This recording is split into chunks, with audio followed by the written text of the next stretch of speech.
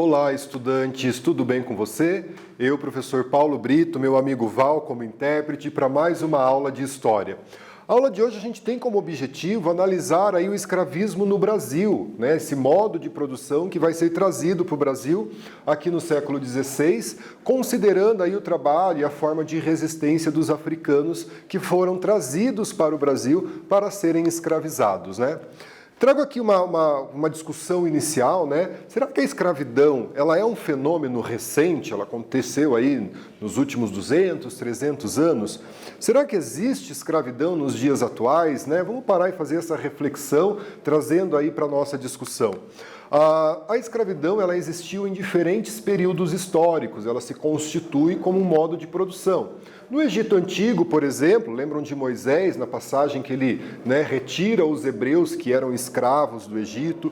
No Império Romano, nós vamos ter a revolta de Espartaco. Espartaco era escravo no Império Romano e lidera essa revolta. E aqui no Brasil, infelizmente. Então, a forma de trabalho e escravidão, ela existe ao longo dos períodos históricos. E, infelizmente, no mundo de hoje, aqui no Brasil não é diferente, nós temos aí pessoas que vivem em condições similares à escravidão, que trabalham em condições similares à escravidão, que deve ser combatido por toda a sociedade. E como que essa escravidão ela interfere nas relações sociais no Brasil de hoje? Né? Qual é a herança que nós temos nessas relações desse processo de escravidão, um processo que foi legalizado aí por mais de 300 anos, como que ele vai interferir nas relações nos dias de hoje? Você já se perguntou se havia escravidão na África antes da chegada dos europeus? Será que o continente africano ele tinha esse modo de produção? Já existiam os escravos na África antes dos europeus ou foram os europeus que introduziram esse modo de produção? Você considera que a escravidão ela contribui para o processo de desigualdade no Brasil? A gente precisa pensar essas questões, né? Então havia sim a escravidão na África antes da chegada dos europeus. Como a gente viu, a escravidão ela passa aí por vários períodos históricos. Os europeus, em especial os portugueses que colonizaram o Brasil, eles vão então comercializar essa mão de obra e eles vão lucrar com essa mão de obra. E claro, né, é uma relação muito direta desse processo de escravidão que o Brasil viveu com as desigualdades sociais que nós temos no Brasil no dias de hoje. E essas desigualdades precisam ser debatidas, precisam ser combatidas e a gente tem que diminuir e, quem sabe, um dia acabar com essas desigualdades sociais. Gente, o processo de escravidão, portanto, é a exploração dessa mão de obra africana que foi trazida pelo Brasil. A gente precisa aí ter uma narrativa de acordo com a história, né? Esses africanos não vieram para o Brasil, eles foram trazidos.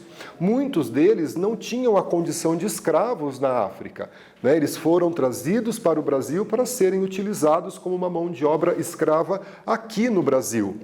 Então, compreender esse processo de escravidão, a gente compreende parcialmente os problemas sociais que o Brasil vive hoje, beleza? Gente, sobre a mão de obra, né? Então, a economia açucareira, aquela economia colonial que a gente vai desenvolver aqui no Brasil a partir do século XVI, ela demandava uma grande mão de obra. Então, precisava aí de bastante gente para trabalhar nesse processo de fabricação do açúcar, nesses canaviais aqui no Brasil.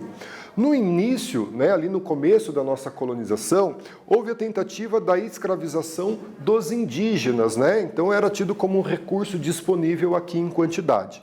A partir do século XVII, nós vamos ter o predomínio da mão de obra africana que foi trazida para o Brasil para ser utilizada como escravo, né?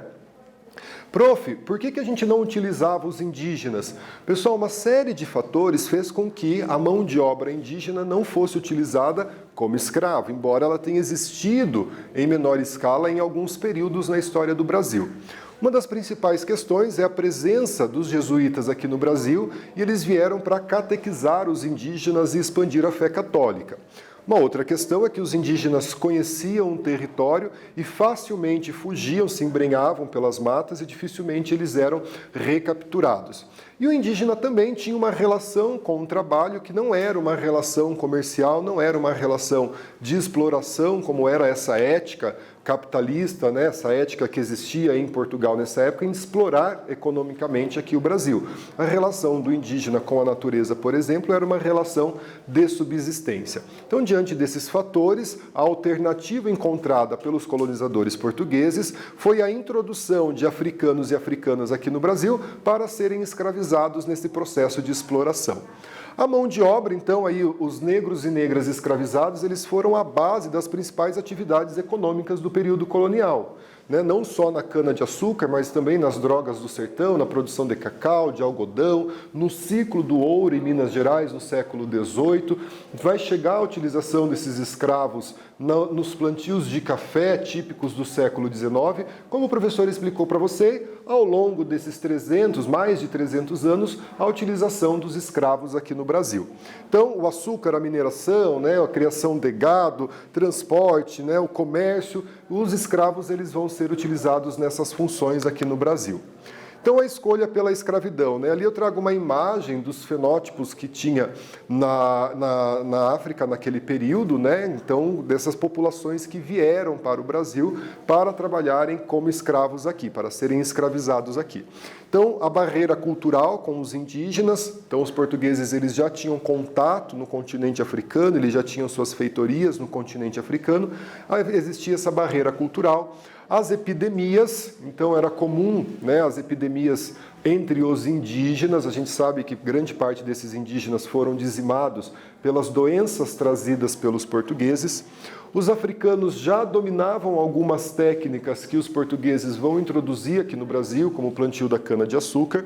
A oposição, como eu disse, à escravização indígena por parte dos jesuítas e os lucros gerados com o tráfico negreiro. Trazer o africano para o Brasil para ser escravizado gerava um bom lucro para esses comerciantes de escravos. Então, eles viam nessa escravização, nesse comércio, uma possibilidade de enriquecimento. Beleza? A gente tem aqui uma atividade para a gente fazer, vou ler o enunciado da atividade com vocês, sobre a vida dos africanos e africanas escravizados no Brasil, podemos assinalar como alternativa correta. Vou deixar aqui as alternativas e a gente volta para a correção.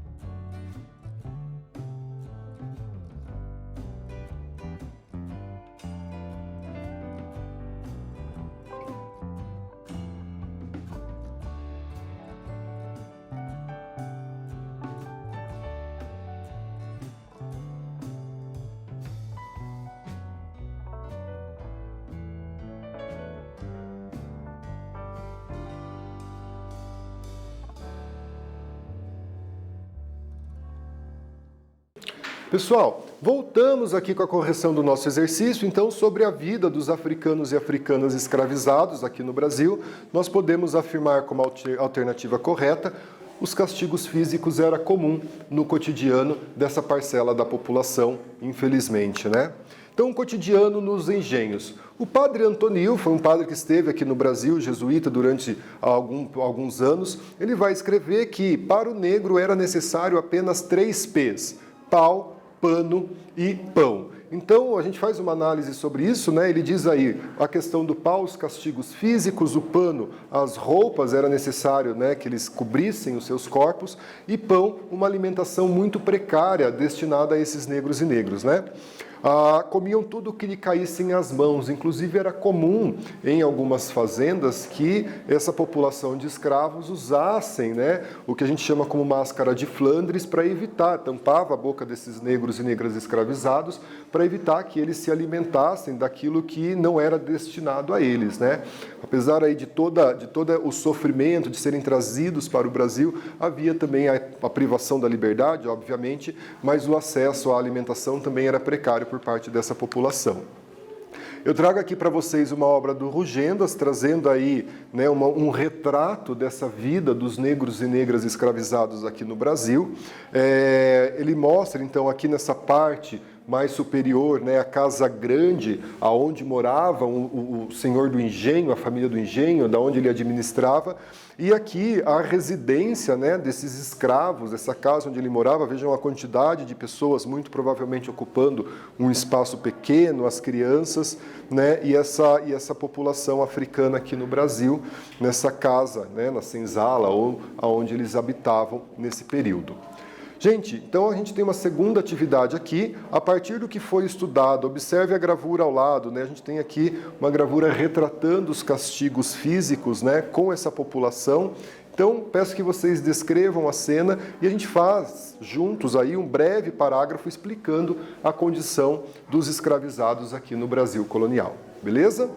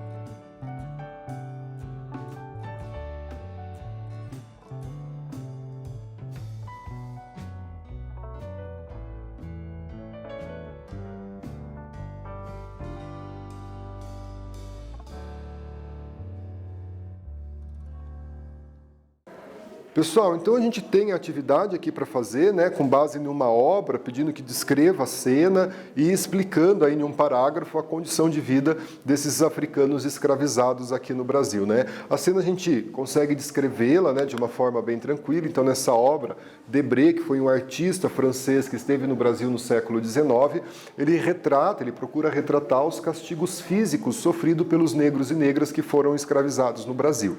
O escravo está preso a um pau de arara enquanto ele é açoitado, né, naquela cena. E a condição desses escravos aqui no Brasil era condição desumana, né? Eles moravam, né, na senzala, moradias precárias, as condições extremamente insalubres, uma alimentação que não era adequada, foram tirados do seu continente, tirados das suas famílias e foram trazidos para o Brasil, além dos castigos físicos, como retratado aqui na obra do Debré. Gente, a origem dos africanos, né? Então, a África, o continente africano, um continente gigantesco. Qual foi a origem dos africanos trazidos? Foi no continente africano, mas qual região do continente africano esses negros e negras foram trazidos para o Brasil, né? Então, eles vieram principalmente de duas regiões da África, da costa ocidental e da costa central da época. São as duas regiões mais próximas da África para o Brasil e a gente vai entender também os motivos da escolha dessas regiões, né? Os portugueses mantinham feitorias nessas regiões. O que isso significa, né? Quando eles faziam um comércio, o périplo africano, a viagem até as Índias, era necessário que tivesse portos de parada para os navios, para que reabastecesse a alimentação, fizesse a higiene do navio, a questão da água potável e das trocas comerciais. Então, os portugueses, ao longo da costa africana, ele fazia essas feitorias, esses portos, para que pudessem, então, aportar com os seus navios. Então, eles já conheciam parte desse continente africano, parte desse litoral africano. A menor distância entre a África e a América, então esses pontos da África, da costa ocidental e da costa central, eram mais próximos da América, o que deixava a viagem com o menor tempo, que garantia que a maior parte desses negros e negras chegassem com vida aqui no Brasil, uma vez que a viagem era uma viagem muito complicada, né, nos navios negreiros, nos porões dos navios. E essa viagem mais curta, com menor mortalidade de negros e negros, garantia uma lucratividade maior para esses comerciantes de escravo. Aqui eu trago um mapa para vocês, né, dessas regiões da África.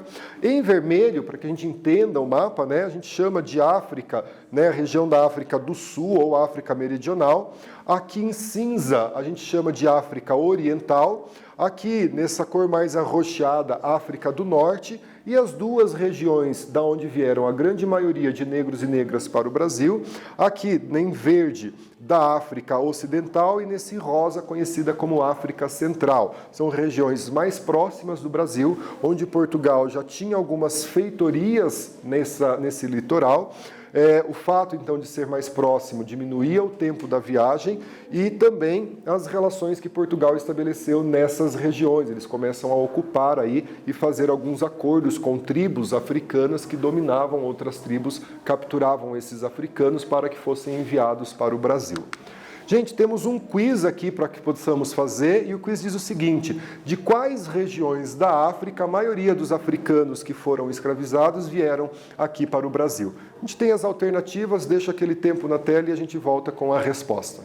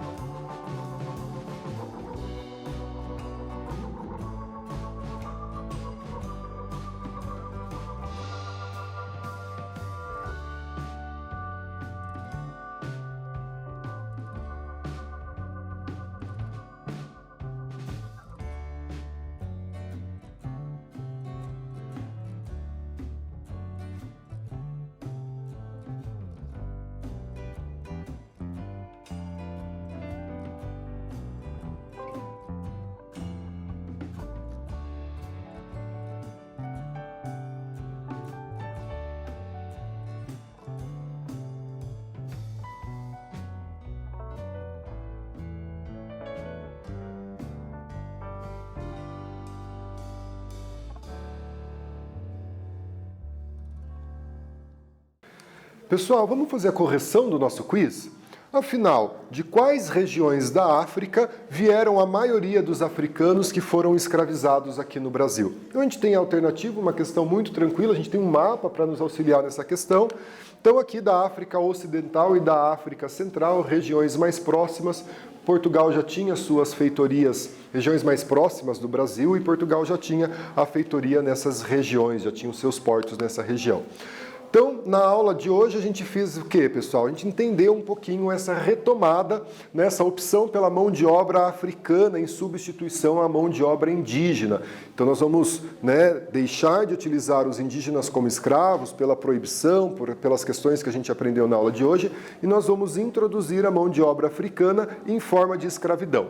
A maioria dos africanos vieram da costa ocidental e da costa central da África, como a gente viu na aula de hoje, as regiões mais próximas do Brasil, onde Portugal já tinha feitorias, já tinha contatos ali. Então, essa opção é para evitar um grande número de mortes e, consequentemente, fazer com que chegassem mais africanos vivos aqui no Brasil, o que aumentaria a lucratividade desses comerciantes de escravos, Os africanos foram tratados como mercadorias aqui no Brasil, eles não eram entendidos como seres humanos, portanto, eles eram comercializados, vendidos, comprados, alugados e lançados a toda sorte de castigos físicos e de condições precárias de vida aqui no Brasil, Submetidos a trabalho forçado, a jornadas de trabalho de 16, 18 horas por dia, separados da sua família. Uma das questões que a gente vê na escravidão no Brasil era que, para evitar que esses negros e negras se organizassem, era comum na formação dessa mão de obra, quando eles iam nos mercados comprar os negros e negras, que eles comprassem escravos de diferentes regiões, que falavam idiomas diferentes, que tinham culturas diferentes, para evitar que eles então pudessem organizar alguma forma de resistência mais específica. Separavam inclusive as famílias quando chegavam aqui no Brasil. A senzala como habitação dessa população de negros e negras aqui no Brasil, Enquanto o homem branco morava na casa grande, com conforto, e os acessos que a sua família tinha, os negros e negras passam então a residir nas senzalas. Beleza? As nossas referências para você retomar alguns assuntos. Agradeço a sua atenção, agradeço o Val, que faz aí as libras para que a aula fique mais acessível. Tenham todos um excelente estudo e a gente volta na próxima aula. Até mais, pessoal!